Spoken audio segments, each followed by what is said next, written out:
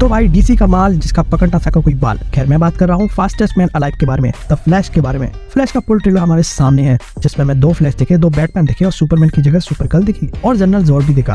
पुराने दिन वापस आ गए। खैर जनरल जॉर्ड मैन ऑफ स्टील का ही मेन विलन था। उसके अलावा फ्लैश का न्यू सूट देखने मिला, चमचमाते जूते भी देखने मिले। और अगर किसी को पता है कि ये जूते कहाँ मिलते हैं तो भाई मुझे कमेंट में जरूर बता देना। तो आइए जानते हैं इस ट्रेलर में क्या चल रहा है।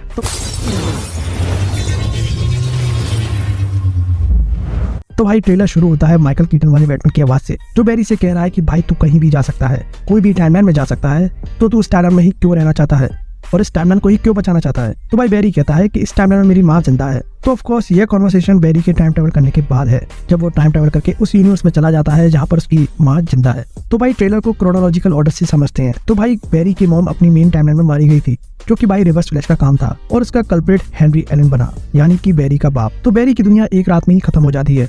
उस रात उसकी माँ भी मर गई और पापा जेल चले गए। तो अब बैरी पास्ट में ट्रेवल करेगा ताकि वो अपनी मॉम को बचा सके। अब यहाँ बेन एफ्लेक को देखकर गूज़बम्प आ गए। ऊपर से ये बैट साइकिल ओए होए होए। और यहाँ बेन एफ्लेक वाला बैटमैन बैरी को समझा भी रहा है कि भाई ऐसे नहीं करना, तू सब कुछ तबाह भी कर सकता है। लेकिन बैरी कहाँ सुनता है किसी की। ये कौन कह रहा है अगर वो सुन लेगा तो मूवी खत्म हो जाएगी।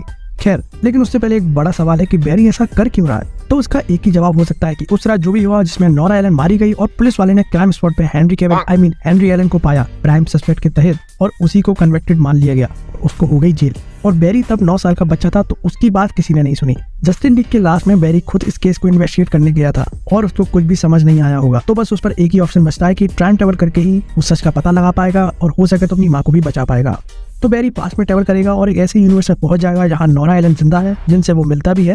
लेकिन अपना बैरी उस यूनिवर्स के बैरी से भी मिलता है जिस पर कोई पावर्स नहीं है। तो भाई ये वो टाइमलाइन है जहाँ पर कोई भी मेटा ह्यूमन नहीं है। तो अब यहाँ मैन ऑफ स्टील वाले इवेंट फिर से रिपीट होंगे। तो जहाँ पर जनरल जॉर्ड अर्थ के एटमॉस्फेयर को चेंज करके क्रिप्टोनियन के रहने लायक बनाएगा, जिसमें खूब तबाही होगी, जो कि हम देख भी सकते हैं। लेकिन अब सुपरमैन कहाँ है। तो भाई इस यूनिवर्स में सुपरमैन नहीं है। तो अब ये लोग मदद लेंगे माइकल कीटन वाले बैटमैन से। और इस यूनिवर्स में उस गली में थॉमस और मार्था के अलावा ब्रूस वेन मारा गया था और गौतम का रखवाना बचपन में ही निपट गया। लेकिन यहाँ से एक न्यू हीरो का जन्म होता है, वो था थॉमस वेन। अब आप पूछोगे कैसे भाई। तो तुम यहाँ देख सकते हो कि जो जहाँ पर ये हाथ दिख रहा है वो थॉमस वेन का है, जो कि अपने बेटे ब्रूस की फोटो पे हाथ फेर रहा है। और अगर ये ब्रूस होता तो अपनी फोटो पे हाथ क्यों फेरेगा भाई। लेकिन वो काफी बुढ़ा हो चुका है। लेकिन अब यूनिवर्स फिर से खतरे में है तो वो जरूर वापस आएगा। और अब इस यूनिवर्स के बैरी की पावर भी नहीं है। तो भाई ये कुछ ना कुछ जुगाड़ करके बैटमैन के साथ मिलकर बैरी की पावर भी वापस लाएंगे, जो कि तुम यहाँ देख भी सकते हो। और उसके बाद ये लोग जनरल जॉर्ड को अकेले तो नहीं रोक सकते। तो भाई ये लोग जाएंगे एक रशियन बेस पे। यहाँ पर इन लोगों ने कारा जोएल को बंदी बना रखा है।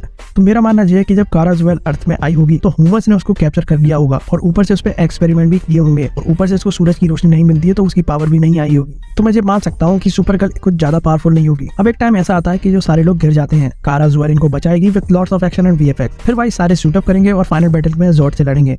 यहाँ सुपरगर्ल अपनी पावर दिखाएगी, लेकिन जॉर्ड तो साइड विलन होगा। अभी भी इसका मेन विलन दिखाया नहीं है। और अब बात करते हैं वीएफएक्स और सिनेमैटोग्राफी के ऊपर। तो भाई वीएफएक्स तो एक नंबर है। अभी तक ट्रेलर में कुछ भी ऐसी कमी दिखाई नहीं दे रही है जिससे अपन कह सके भाई ट्रेलर में कुछ ना कुछ कमियां हैं। पता नहीं, मैं मार्वल से ज्यादा फ्लैश के लिए बहुत एक्साइटेड हूँ। सुपरगर्ल का वो सीन देखकर बहुत मजा आया जब उसने बुलेट के साथ उस बंदे का मुंह भी तोड़ दिया। डीसी में पोटेंशियल बहुत है, लेकिन उसको सही से एग्जीक्यूट करने वाले लोग चाहिए। ऊपर से डीसी की कास्ट वालों के साथ अलग ही पंगे चलते रहते हैं। लेकिन फिर भी फ्लैश पूरी हाइप क्रिएट कर रहा है। ऊपर से आदि पुरुष और फ्लैश की रिलीज डेट सेम है। तो देखते हैं क्या ही होता है। मुझे कमेंट बताओ कि तुम्हें कौन सा सीन अच्छा लगा इस ट्रेलर से।